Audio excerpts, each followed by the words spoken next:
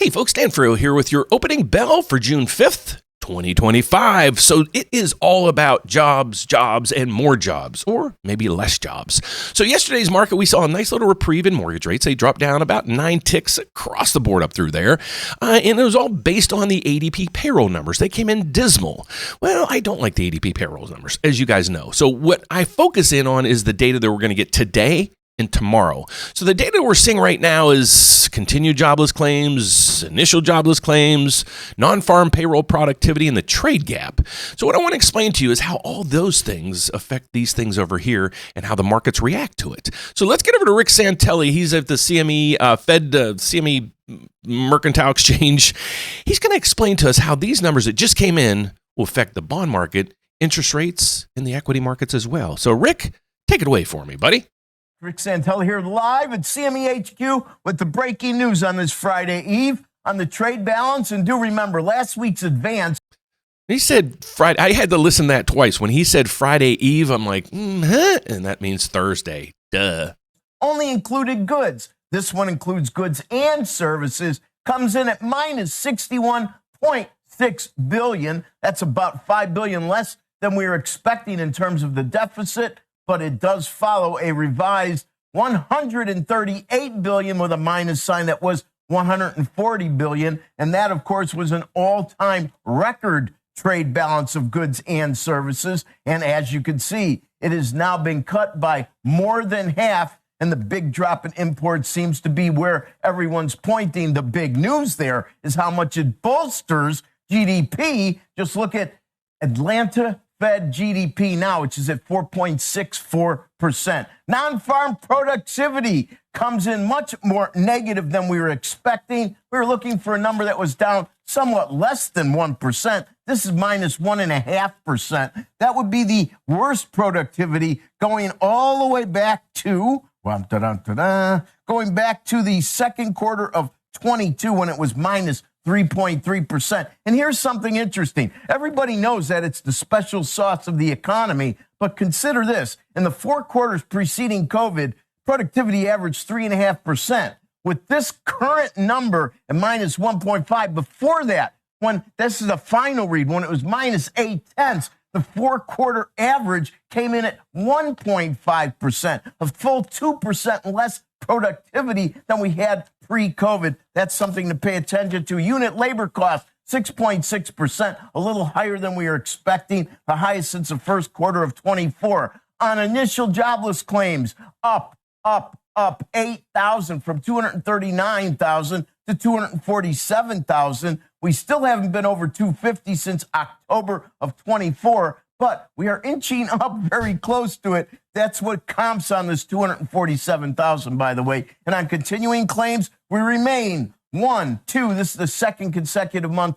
over 1.9 million, 1,904,000. So we've had 2 consecutives. We've had 3 readings. One of them was canceled, but this all comps to back to November of 2021. So even though we could still say well-behaved on claims, it's not as well-behaved. Interest rates, well, they're moving down just a smidge. The ECB cut, that put a little pressure on the rate structure. Yesterday, we closed 2s and 10s at the lowest yield since the 7th of last month. Joe, back to you. Okay, we're going to keep it here for a second because they start talking about the GDP and some other numbers like that. That's very interesting. I'm going to show you how the GDP, if it increases, how that makes the deficit look a little better. I still am going to be a deficit hawk, but I want you to understand this piece of it. So I'm going to play a little bit more of this so you understand how the deficit plays a role in the GDP and all those other intricate numbers, because the goal here is to help you guys understand these things. So let's get back to it. I don't have True Social, Rick, but I'm expecting we might get something. I don't have any social media. My life is uncomplicated. I know you don't. But when the ECB cuts and then these rates are coming down, and we're going to see a too late pal, I think, tweet, or what do you call a social media post? It's not a tweet, is it? A tweet's not, Twitter's not Twitter. Rick. So now the dilemma is going to be, is the Fed too late? like on cutting, like they were too late, I think, on pushing up rates. So this is where the discussion goes, and then they kind of dig down into the GDP, which I want you guys to understand. That Atlanta Fed number is crazy. Is that so it's the end of July? Our next guest clued me in on that. There's a lot that can happen between now and the end of July. What would the president say if he got a close to a 5 print on GDP? He'd go nuts. Oh, yeah, he would. But see, here's the issue. And this is going to be an issue for this administration. You want the economy to hum along. You want it to do better. And with the import dropping the way it did, pushing GDP up, there's a lot of moving parts actually to how much is going to come through. But let's say he gets a very wild, strong print. That's going to make it much more difficult for the Fed to lower rates. And we know he wants the Fed to lower rates. He's stressed how many times the ECB has already cut. And in this instance, I'm not sure I can agree with the administration in its entirety. I'm more in agreement with the Fed. Oh, my God, did I actually say that? I'm not all that fond of a quick cut. I think that there's aspects of the economy that are doing well. We're still looking at equity prices that have been quite resilient. You know, the equity markets have been so much smarter than the analysts. I'm just thinking that I agree with Powell. I don't know that we need to be in a hurry. However, I do think some of the inflation pressures are going down. And if everybody recalls, before this administration was in power, what did I always say about inflation? That we screwed up our energy, we screwed up with EVs, we made a double standard that was taking away from both sides, and there's going to be an underpinning of inflation in the energy sector. Well, this administration is negating that, and kudos to them. And I think that that is potentially an outlier to get this much closer to the Fed's 2% level. So Powell, as he kind of finishes up his term, is going to have quite a complicated process to deal with. So I'm going to have to agree with him, and I've been telling you all along, I'm also agreeing with Powell.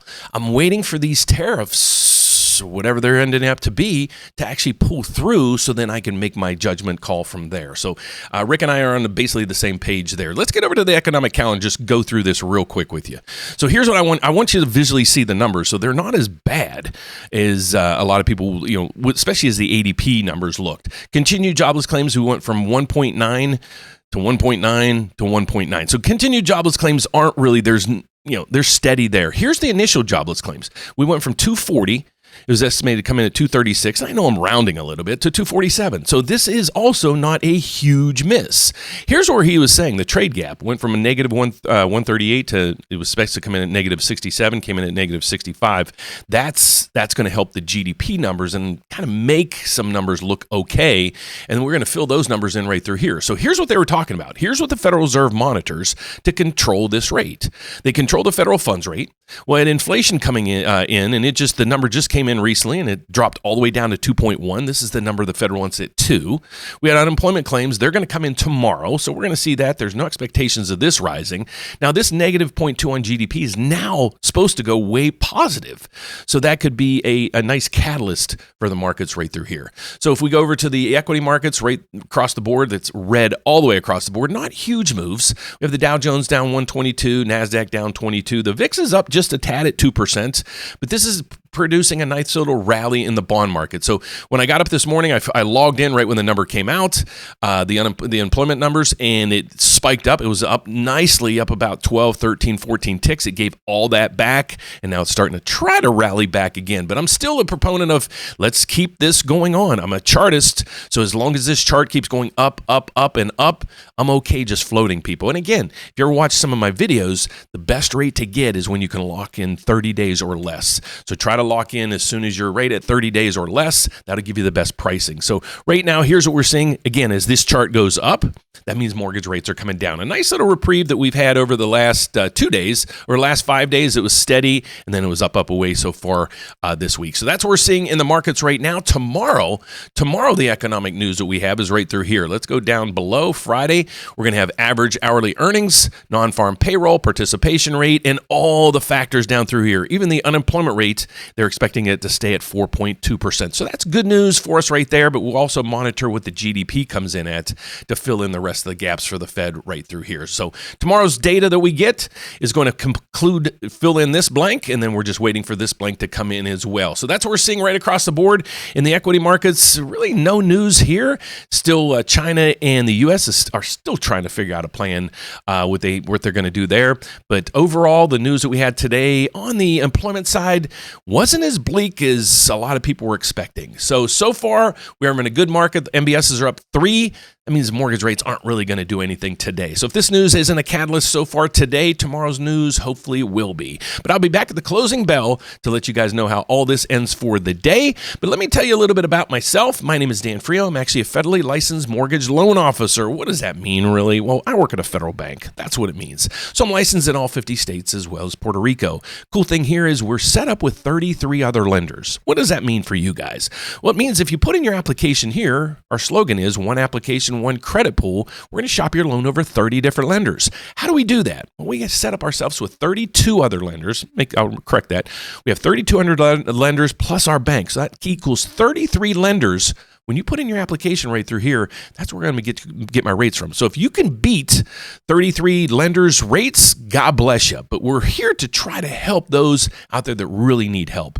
If you're in that process, you're like, I never bought a house. I'd really love to buy a house. How do I do it? We'd love to help you. Same thing with refinancing. Believe it or not, a lot of people don't know how, when, and even the process of refinancing. And just one piece of information there, it's a fraction of the cost when you go to refinance than it was when you go to purchase. So just a little tidbit there. So it's not as expensive to refinance. So even if rates go down, 0.25%, reach out to us. We'd love to run the numbers for you to see if it'll help you out and save you some money. So thanks for watching today, folks. If you want to reach out to me and our team, just go to therateupdate.com. There's a whole bunch of tabs up through here. Our phone number's right here.